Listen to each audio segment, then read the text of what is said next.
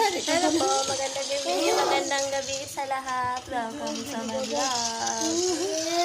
Yung story po natin about sa modus na kulto na gumagamit ng security camera with audio. Sila po yung mga nang-kidnap.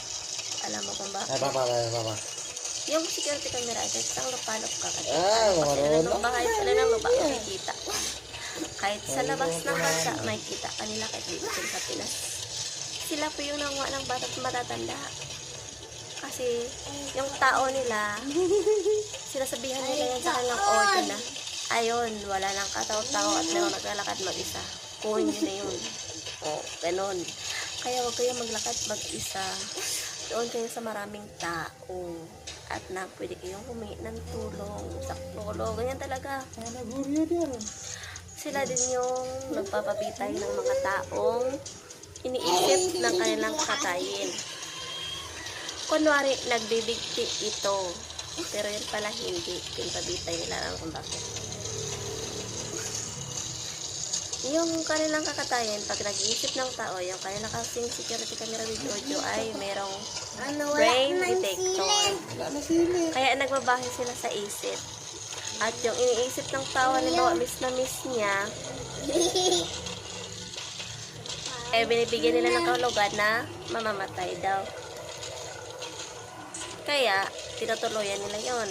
Pinapabitay nila. Kunwari, nagbibigti lang. Dahil, kunwari, financial problem. Yung police naman na nakakaalam na ganyan, meron silang taong inuudyo ka na kayong security camera, sinasabihan nila, naglalaro lang po kami ng isip niyan.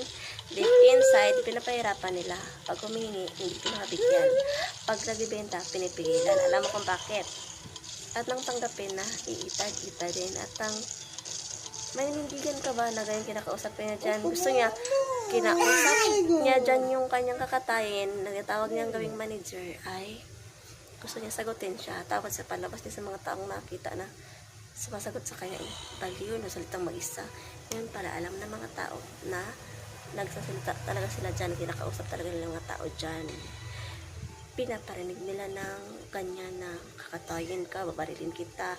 Yung kanyang kakatayin at ako yun, ang pinaparinig niyan. At ang pinakamasakit dyan, lahat ng gamit namin, mga ID namin, pinapanakaw. Kasi pag nakatay kami, ito pinasalvage nila kami, walang identity, hindi kami pagkilanlan. Pati lyrics ng aming pinapanood na palabas ay binabago. Kaya nakapagtataka nga ang hirap nilang hulihin. Hindi ko alam kung sinong nakasalikod niyan, baka meron tayo